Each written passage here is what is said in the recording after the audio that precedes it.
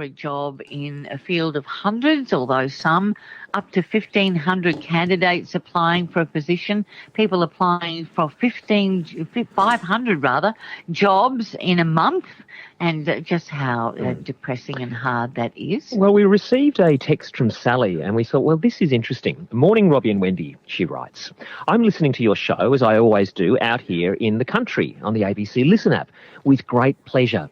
Just for the record on jobs, though, and your talk of people applying for hundreds without success, there are jobs everywhere out here in the bush. Farmers are crying out for workers, men and women, for this coming harvest. Silos need operators and labour. Families need nannies. Farmers need drivers and people on the ground. Keep up the show.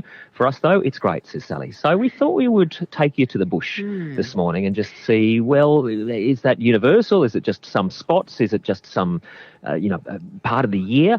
What's the deal? You know, it's an interesting one because I whacked up on Twitter, about a month back saying, one of the things that the government could spend money on rather than new construction is perhaps shoring up some of those, and this is my red hot issue on perhaps shoring up, restoring a lot of heritage buildings throughout the state. And then I had a reply saying, if you can get a tradie for love nor money in the bush, it's just not possible. That everyone is absolutely flat out and there are not enough tradies to go around. So, yeah, that's interesting. So in amongst all of this, some people are still pretty busy, which is great to hear. Well, this issue of jobs in the midst of a recession, of course, it was officially confirmed this week that we're in a pandemic-induced recession. So where are the jobs? This text that we had from Sally saying, well, out here in the bush, there are lots of jobs going and we can't fill them. Meanwhile, an article on the ABC site saying it's been disheartening and demoralising for a lot of job searchers over the last couple of months trying to find work and ending up in the mix with hundreds of other people and not even getting an interview.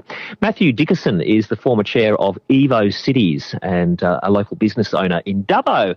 And we've spoken to him about heading to the bush a lot in the past. Morning, Matthew. Yeah, good morning, Robbie. Is Sally right? Do you think that there are a lot more jobs perhaps happening in the bush at the moment than there might be in the city?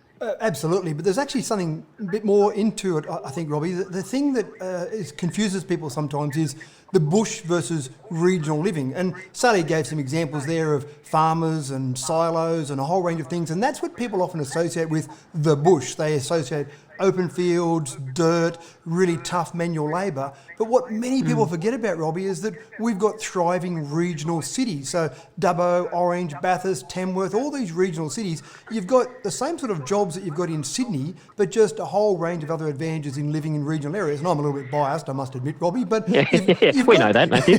You've got those normal sort of jobs. You've got still office jobs, you've got retail jobs, you've got solicitors, you've got accountants, you've got all those sort of normal jobs you expect to see, and you can still walk 2 minutes and get your cappuccino, and you can go to a restaurant and you can go to a cinema. So you've got all these advantages of that you think you don't get when you go to the bush, but regional city living is something that's completely different to that image people have. So in places like Dubbo, we've got very low unemployment. I've got lots of people that I speak to in business that are screaming out for more employees because COVID-19 has had an impact in regional areas, and in some specific areas like restaurants and cafes have been hit in particular, but there's lots of businesses that are still going along quite nicely. In fact, some businesses are growing in regional areas. So there are people out here needing jobs.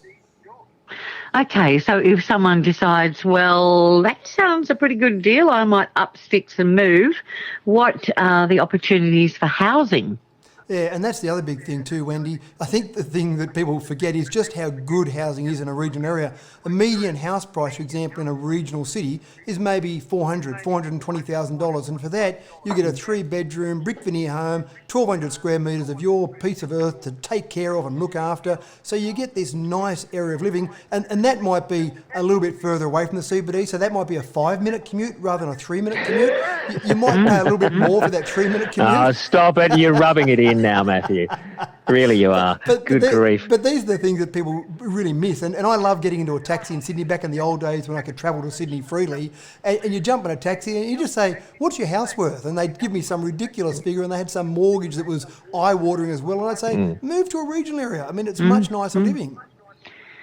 Well, I've got a young acquaintance of mine went through uni in a regional area and has decided to stay there, and she set up shop in Bathurst. Yep. And I guess a lot of her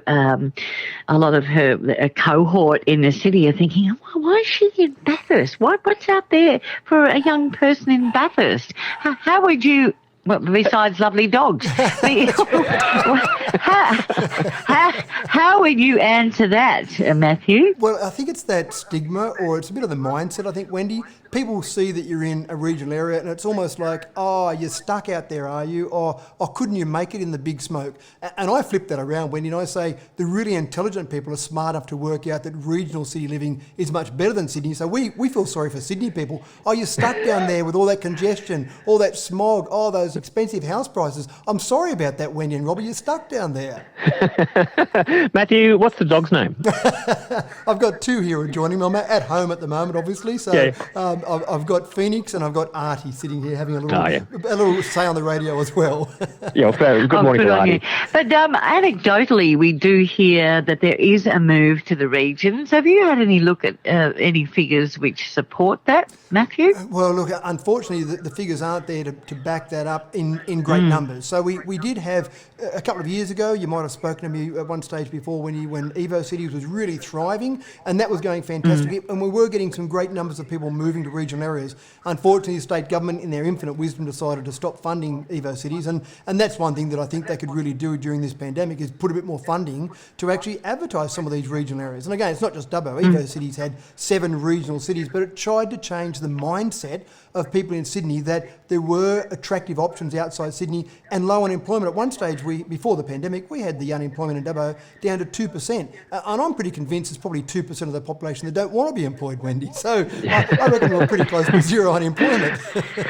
Mathew Dickerson is with us this morning. He's the former chair of Evo Cities. He's a local business owner in Dubbo. And we're talking about this text that came in this morning saying, look, there's a lot of jobs here in the bush if you're suffering in the city and lost your job and looking for work. I guess, Matthew, for people who are listening who might be in that boat thinking, well, maybe I could do a tree change, maybe I could move to the regions, but, what are the jobs that I could probably walk into easiest in some of the rural or regional areas? What are the ones that you would go, look, here are some good options for you? Yeah, look, you've mentioned tradies already, but there's a whole range of jobs in the professional sector. You've got a health area out here. 14% of our employment in this area is in the health sector. So you've still got people who need the health services, who need to work in hospitals and doctors and nurses, and a whole range of professionals in that health sector, definitely. We've actually got a fair bit of employment in education. So 10.5% of our employment is in the education sector. So we've still got kids that go through schools. We've got regional university, as Wendy's mentioned before. So you've still got that sort of employment.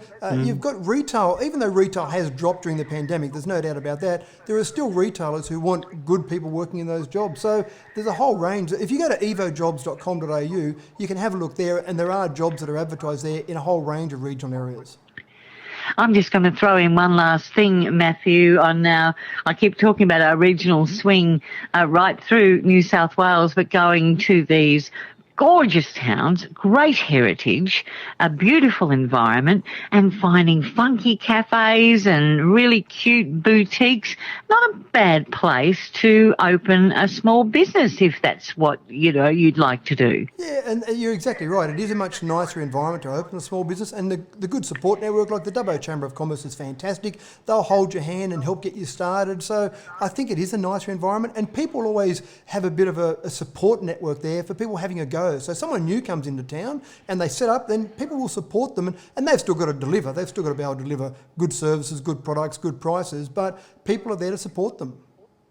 Well, Matthew, we better let you go. You've got that long commute into town. It might be right. 2 or 3 minutes. Who knows? And look, the crucial question for you two, Robbie and Wendy, is have I convinced you two yet? Are you going to start doing ABC Breakfast from a regional area? I don't know if we can do a Sydney radio station from outside of Sydney, but look, I have to say, if anybody's going to tempt us, it's probably you, Matthew. So well done on that. Cheers, mate. Thank you very much. Say hi to Phoenix, and was it Artie, the other one? Artie and Phoenix, yeah. Yeah, Artie and Phoenix. Good on you. Good on you, Matthew. Thank you. And thanks for your text on this one. I moved to Gundagai from Sydney 9 years ago. Haven't looked back. Lots of work if you look in the right area. Agriculture is a boom industry, says one of our listeners. And someone saying here, well, things are going so well that rents in Orange have risen by 20% recently. There's a lot of competition for a place to live, says one of our listeners. Thank you. Keep those.